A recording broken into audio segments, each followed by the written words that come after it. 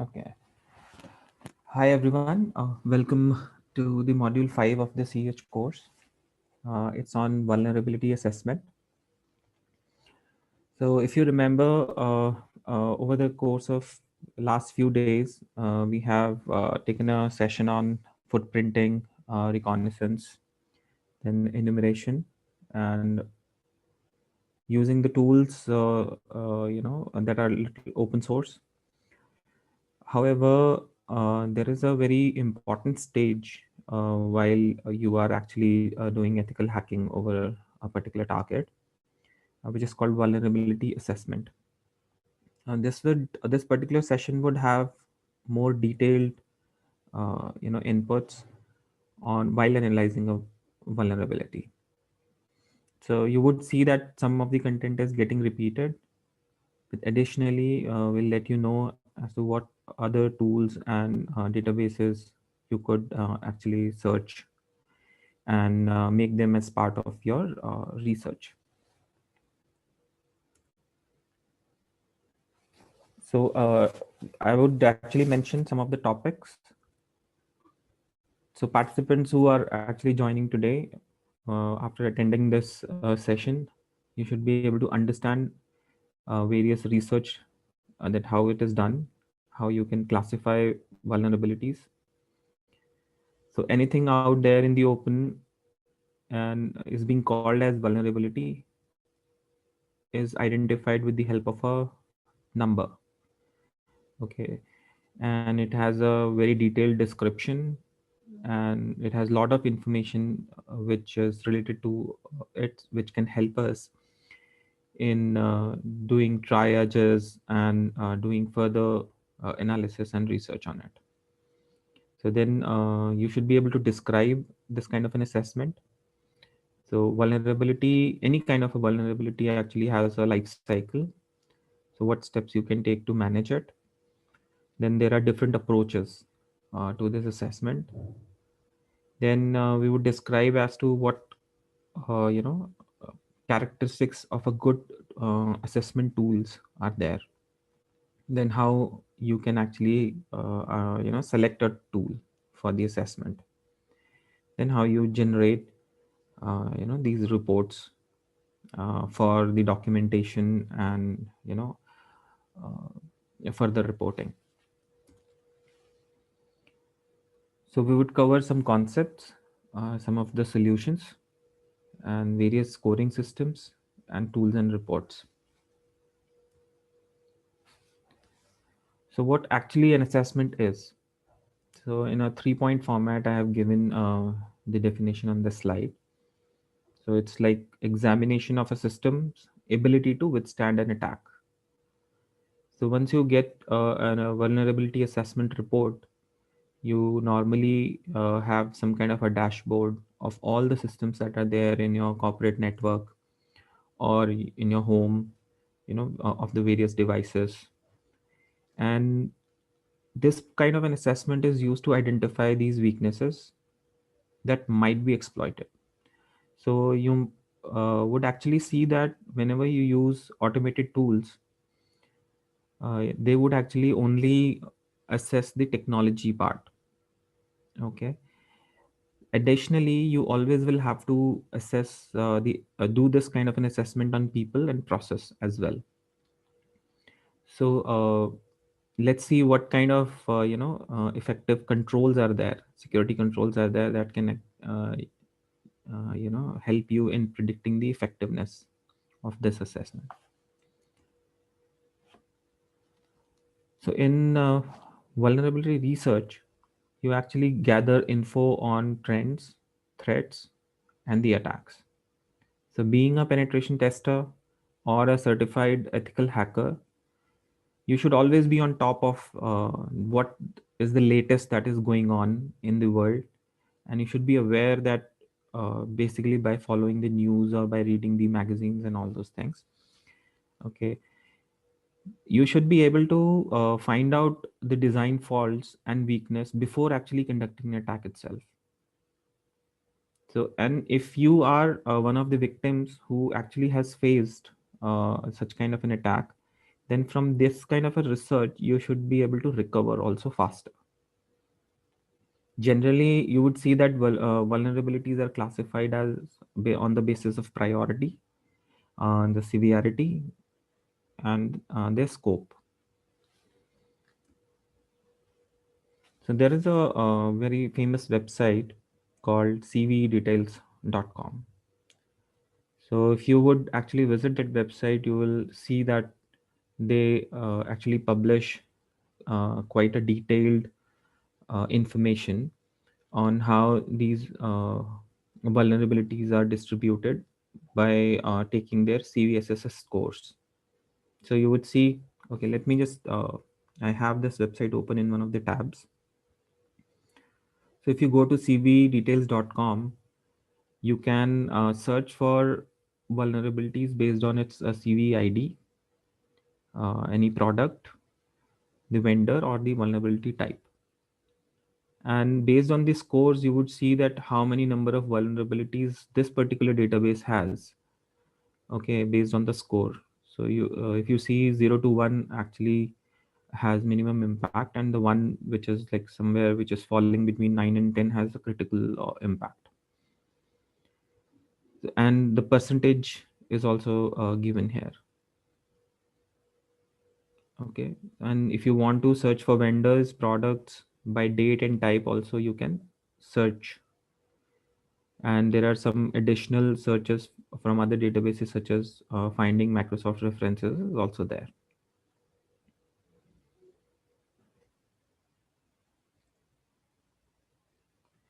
Then some additional resources for doing vulnerability research are obviously sans.org. Then Microsoft itself has their database. Then there are some magazines like security magazines, Security Focus, Hackerstorm, Exploit Database. If you remember, we took some examples of Google docking and writing some custom queries to find out devices on the internet. Okay, or the websites. Then CV details I've already mentioned. And there are websites such as dark reading. Also, you can keep visiting these websites regularly.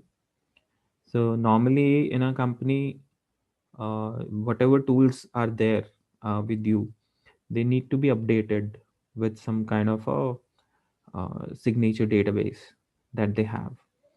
And usually these tools have inherent capability of searching for vulnerability based on these signatures. So they might not be able to detect zero-day vulnerabilities, but only those vulnerabilities which have already been discovered and are reported in such kind of databases by the community. So when we talk about classifying the vulnerabilities, you would see that they happen because of some misconfigurations, or because of some default values that you left in a configuration, or you did not change the default passwords, or you did not map the default ports to other ports for services. Also they are classified based on the attack that can happen on them, like such as buffer overflows or some unpatched systems. Maybe they had some maybe a software had some design flaw. Also there might be some kind of an operating system flaw because of which something became a vulnerability. Application themselves have some kind of flaws, and the open services. So broadly, and there might be more categories in which you can put the, vulnerabilities, but generally you would find these the ones that I've listed on the slide. Some of the approaches for doing these assessments are passive scanning, like you can just sit and observe, or you can passively sniff the data on the network, or you can actively probe a target, and you can perform specially crafted requests. If you remember, I gave you an example of crafting packets with the help of a tool called hping3. So that kind of a crafting and custom packets can be designed with the help of tools also. And some of the tools which might be paid, and the pro versions of these kind of tools might be paid. So but with the help of those tools also, you could actively test a target. And these databases only give you the ones that I've highlighted, these databases that give you only some kind of report, which is only like an information. So they report almost you know any maximum possible vulnerabilities that are present in a system. But whether a particular vulnerability is exploitable or not, they don't report that. So that you will have to perform penetration testing on the live systems to validate whether a particular vulnerability can be exploited or not. But how would you do that? How would you narrow your scope? So in that case, this kind of an assessment is really, really beneficial. Generally, to marketing teams, what they do is like, even if there are some false positives, they would actually include that in the reports of these automated tools. Okay, and they usually have some kind of limitations. So they can only search for known signatures. You might be aware that how an antivirus works, that there are some known reported signatures out in the open, and these databases are regularly updated. And if you have installed some kind of a tool in your environment, then you have to regularly get these updates so that you can perform new scans, based on the frequency that is defined in the security policy that you have. So it might be monthly scans or weekly scans based on the amount of attacks that you get on your network. But always remember that these tools will only report, and they are just the start of this exercise. And you will have to perform a penetration test to determine if that particular system for which a vulnerability is reported can actually be exploited. Okay. And some of the fragile systems are also reported, and if there can be some interference with the normal operations also, that also can be reported in the tool. Always you have to get in contact with IT teams, for them to allow you to do these exercises, so that it does not interrupt other BAU activities like business as usual. So what are these scanners? What do they search for? So from the previous sessions also, you should be able to recollect that these tools will help you in determining the OS and service versions, all of the open ports, then the protocols that are in use, what all applications are installed on the network or systems or devices. Then some they can actually go one step further to determine whether a particular password is weak or not, or a particular permission is default or not. Then if some of the systems that are being assessed are not misconfigured, and if there are some known vulnerabilities, with the help of the database that they have, or by matching the signatures, they can report on known vulnerabilities. That is what they search for, these scanners. So various type of assessments that can be done. Passive is there, active assessment is there. Then these tools also help you in doing external and internal assessments. You can also do host-based and network-based assessments, whether the network is wired or wireless, and also application type of assessment you can do. So that's what happens as per stages, if you would like to put it. That first information is gathered, then you do threat modeling. If you remember, I told you that as part of threat modeling, you list down all the risks which are there. Sorry, all the vulnerabilities that are there, then all the threat vectors or the attack vectors which are there. Then you do some kind of a scoring, then you multiply it with the impact and you calculate the risk. So you would then there is a stage called vulnerability analysis, and after vulnerability analysis, you actually take a step of exploiting or maintaining the access in post exploitation phase, and finally there is reporting. So what you would find while using assessment tools is that they usually stop at step three. So after step three, you will have to perform penetration test and do the exploitation and other things. But tools like Nessus, I was reading that it can do go further and it can help you in simulating the attacks as well while generating those reports. And maybe it would probably help you in with some kind of a detail which can help you maintaining some kind of a backdoor. So until unless it is closed by a blue team in your company, you will have to you can leave that backdoor and you can sneak into the system again and again to get good scores in red teaming activities if you're doing that.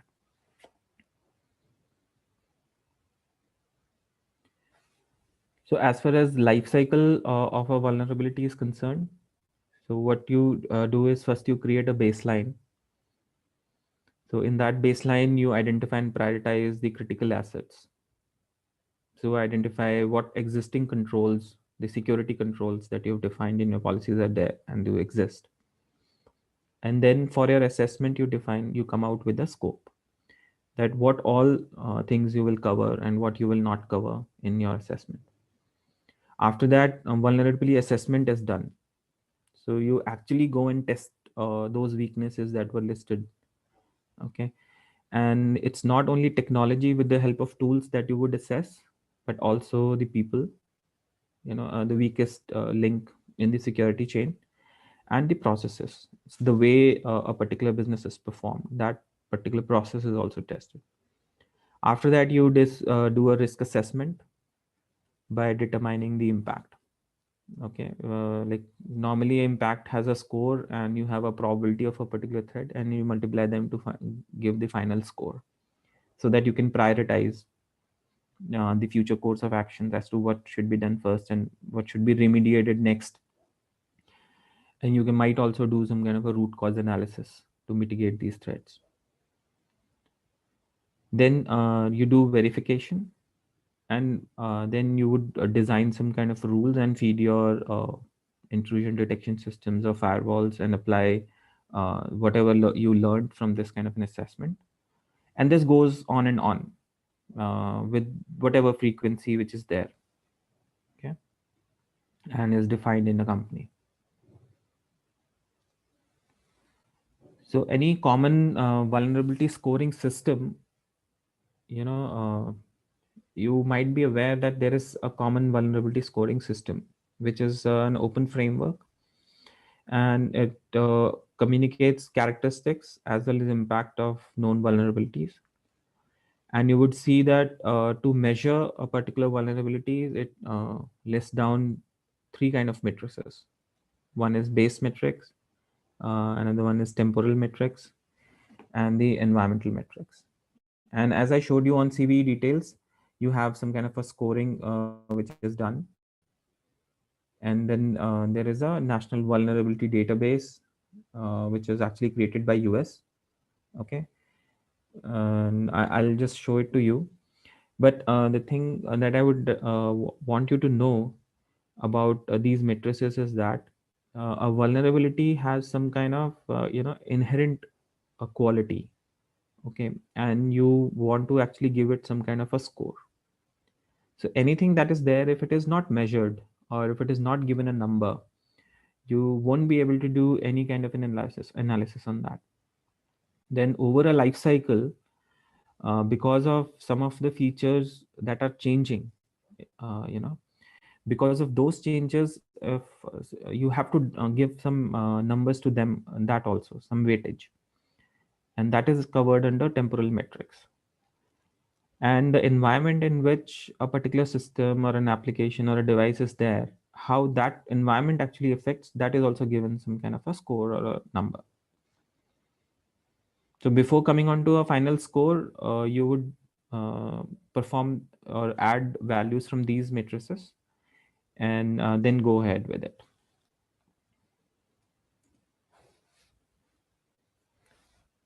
So there's a website called nvd.nist.gov, and it actually maintains a repository, a standards-based repository for all vulnerabilities which have been discovered by them. Okay, and they follow this kind. It uses a security content automation protocol to collect this information. It also enables automation of the management, vulnerability management, and it also aggregates the data from CVSS. Okay, as I mentioned, common vulnerability scoring system. Then you have common weakness enumeration, common platform enumeration. So from all of these platforms, it aggregates the data, but it does not perform the actual tests. That has to be done by people who are reading or going and searching on these databases. So let me show you the website. So it's like nvd.nist.gov. Okay, as you can see, so, last 20 vulnerability IDs and summaries are given here. So you would see that they have a format, like they name give a identification to a vulnerability, and some kind of a summary is also given. And if you can click on the link, you can go and read about it. Then based on the score, you would see that it has been given a color. So something that is 10 is high, and something that is 9.8 is critical. Okay, and it has also published the dates on which it was actually listed. So this is the one which was latest that they have. Okay, then there is a dashboard which you can actually go and have a look at. So if there are CVs that have been received and processed, so you would say that today none, and this week new CVs received a 51, and this kind of a statistics. And then on the right hand side, you can see the distribution by severity. So with their numbers, so how many were high, how many were medium. Okay, so you would use this in your threat intelligence activities to have a high level overview. Then you have statistics on status count, and then you have some kind of a checklist. There are also some alerts and notes that you can go through. Okay,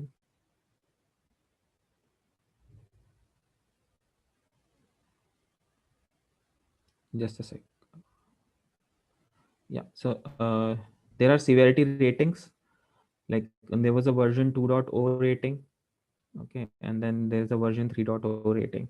And this earlier, the base score range, how they were defined, is listed on the left hand side,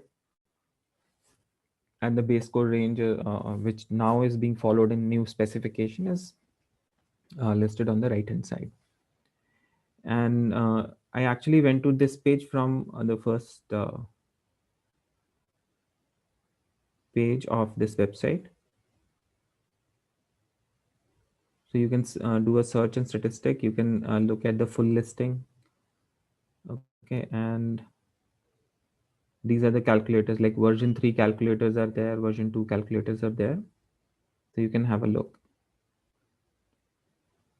So as I told you, that being a ethical hacker, you need to be really updated as to what is going on, and any news through any Twitter feed you have, or any other Google alerts that you have set, or any other magazine in which you would find these news, you will have to go and do some kind of a research, so that before even an attack can happen in your company, you can scan with the help of these tools and do an assessment on technology. And if there is something which is related to people and process, that also can be figured out from such researches or assessments. So if you remember, there was I've just taken one example on a recent SolarWinds exploit that happened. wherein hackers were able to get into the federated systems. So that was reported under CV 2020-14-007. And when a little bit of further research was done, so they have a platform called Orion.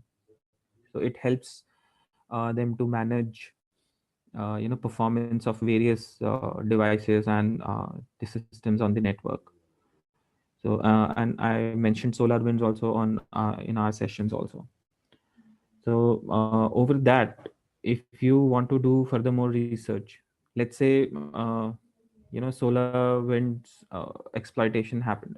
Basically, there's a team called company called FireEye. They published actually some resources on the internet. Their pen testing team had some kind of a tool collection, which was actually acquired by a group. It was an apt group, advanced persistent threat, and then they actually use those tools to gain uh, uh, access, and they stole some data because they could uh, apply an infected software as part of their development lifecycle. Okay, so when a further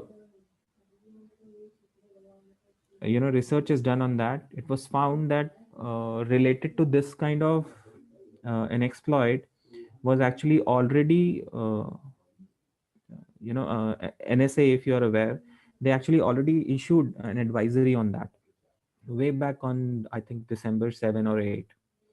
So which was uh, classified as CVE 2020-4006. So it relates to uh, exploiting the identity management configuration settings in VMware Workspace. So if you go and look at that, what kind of exploit was could have been used, then and if you want to have a look at the advisory, that is also there.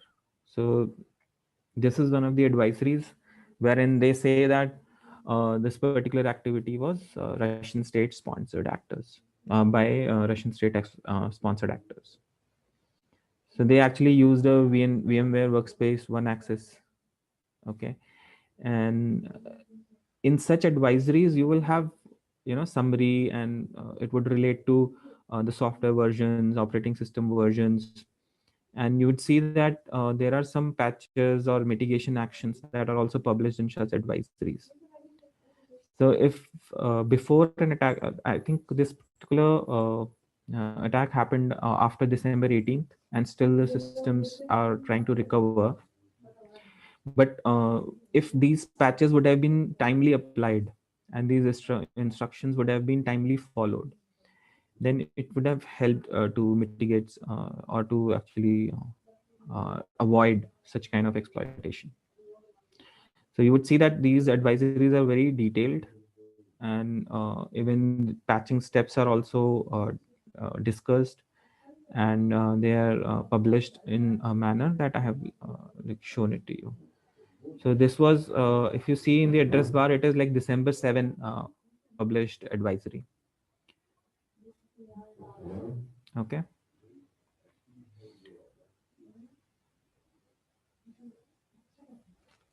Let's move on to the next slide.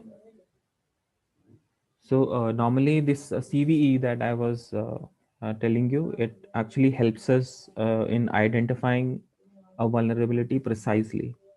And the website is cve.mitra.org.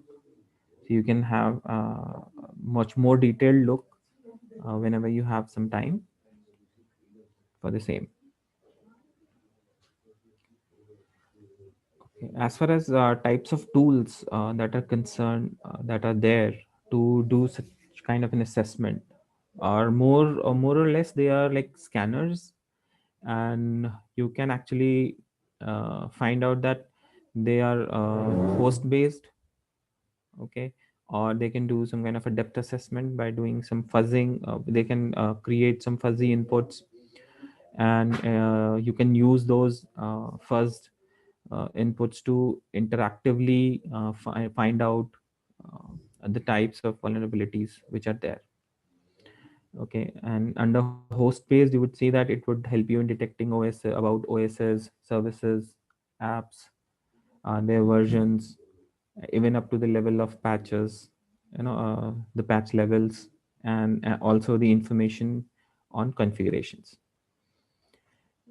Also, there are these type of some of the tools are network based, and they collect information on protocols, ports, access control lists, firewall rules, and various rules from IDS and the detection systems and prevention systems. Now, these types I have listed them separately, but these all kind of uh, info can be collected with the help of a single tool itself, or there might be a framework or a suite of tools that can help you in finding out this information. So when you want to actually assess, wait, I don't know if it's visible or not. Yeah. So let's say you have, like, there are so many tools today in the market that you don't know which one to choose, whether you want to choose a commercial tool or you want to choose an open source, or maybe you want to choose a collection of tools which can help you in really being updated with the latest that is present, and you actually do not want to be part of a zero-day attack. Okay, tool that you choose. Okay, and that will help you in determining only the information about technology, but as part of a solution, when you want any kind of a solution that you design, it should have these characteristics. So ensure that you get good outcomes by testing. As I said, that you eventually will have to test. You might get reports, you might get false positive negatives and all that. However, while testing, you should see that any kind of a solution, if you are a solution provider, then any kind, or as a part of team also, if you are providing solutions internally, then you need to uh, cover these aspects which are listed on the slides. Okay, so you should be able to follow a good solution will have interface based approach. Then you should be able to draw an inventory of protocols. Then a set of tools should be able to detect open ports, the services that are there, and with the help of whatever signature database is there, you should be able to identify those services behind the ports, check for those vulnerabilities, then validate them in your report as part of pen testing activities. You need to validate, see what all can be automated, and it should be there as part of solution. Then usually these signature database need to be updated regularly, and basically not only one kind of a network such a solution should cover, but it should be able to cover all almost all that is present there in a company, like network or host types. Then a solution should provide a proper remedy, and if a particular remedy is not at all possible at a particular moment, then there should be some suggestion on the workarounds. And as part of red teams, you should be able to simulate outside attacks the way an attacker would do. And when these reports are created, okay, they should be customized in such a way that they become actionable for a company or an organization or a team. So any report those that these tools might give you, or the formats in which it is given, they might not be proper as per your requirement. So you will have to probably customize and create them in such a way that some kind of an action can be taken on them. It is usually very difficult to convince teammates, management, and other stakeholders. So any solution that you design should have some kind of a space to customize and create actionable reports. Okay. So some of the common tools the list is there, and some of them will cover in the lab also tomorrow. Okay, you can see that there is a tool called Qualys, GFI LandGuard. GFI LandGuard is there in the lab document also. It's a paid tool. Then Expose, OpenVAS is there. Nikto is there. Nikto is by default installed in Kali. Okay, then you have Nessus. So Nessus had earlier, they had a free version, but now you have to actually download an evaluation version from Tenable. Then there is a tool called Saint, and I heard that there is a tool called Satan also. Okay, and then you have Microsoft's MBSA, then Core Impact, and then NStalker, Acunetics, Secuna, Burp Suite. Yeah, Burp Suite is something that is like inbuilt in browser itself.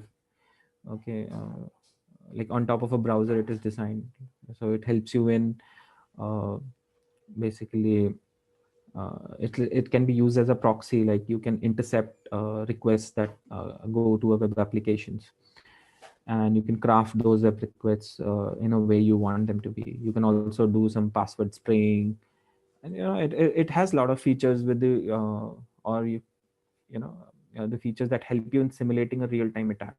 Then obviously Nmap, we have covered so many commands from Nmap. The GUI version we have discussed, like Zenmap is there, then Scanline and NS Auditor, they're also there. And this is not a very exhaustive list, only some common tools that are there. But if you are at a stage wherein you don't know which one to start with, probably you can start with something that is by default available or an open source. And as part of funded exercise in a company, you can probably do the understand the trial version, evaluate them based on the features that I have listed on the previous slides. Okay, the characteristics that are there to select a tool are already listed on the previous slide, as I mentioned. Okay, so normally a set of one tool or a set of tool is usually selected with some kind of a scoring mechanism. You can design those templates, give them scores and the features that are more relevant and more uh, contextual to the problems that you are solving as of now. So it depends, and between organizations and organizations. So some of the common report elements that you would find in these tools, that they provide an executive summary, then some major findings they should be able to report, then scan information. Okay, so I said that you might not use one tool or two tools, you might use multiples, but whenever you create reports, these are some important elements that you should take care of that makes them actionable.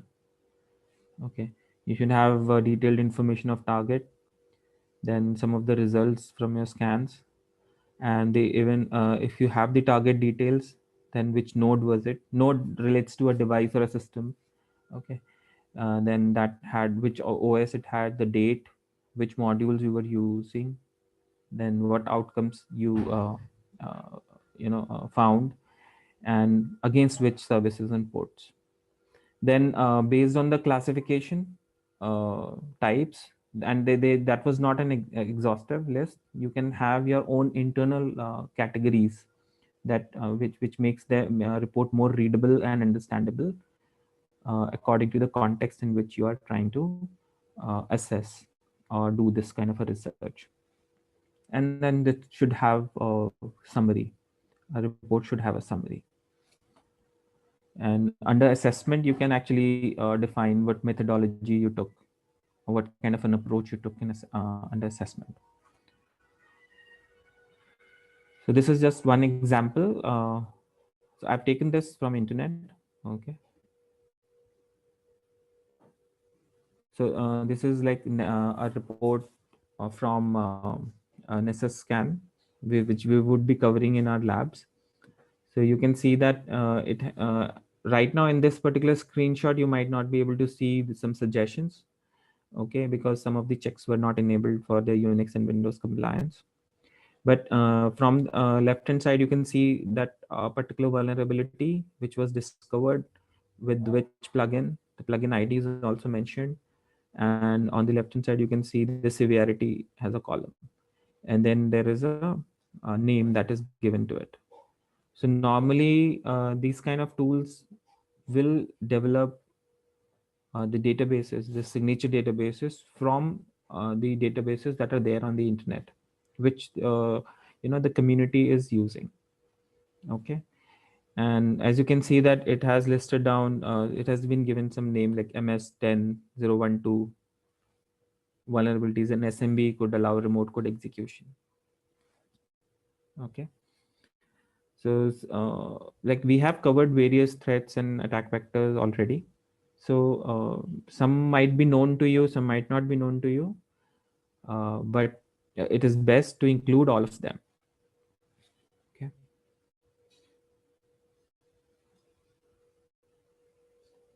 So this covered this particular session actually covered various approach concepts, approaches, the types, the classification that is done, and in summary, again I would say vulnerabilities are like weaknesses in a system, and these tools that you are using might give you some kind of false positives also, and they will never actually test until unless some kind of a pro tool which has that inbuilt capability of simulating the attacks.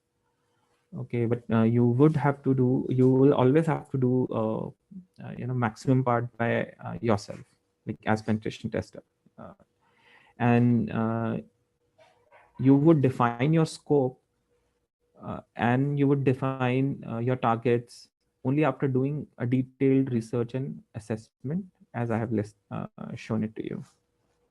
So they must be validated. These vulnerabilities are exploitable or not, they must be validated. Okay, and as far as these scanners are concerned, so they can only search for vulnerabilities that have already been discovered. They might not help you in discovering something that has not yet happened. Okay, so these were the main points that I wanted to highlight at the end of this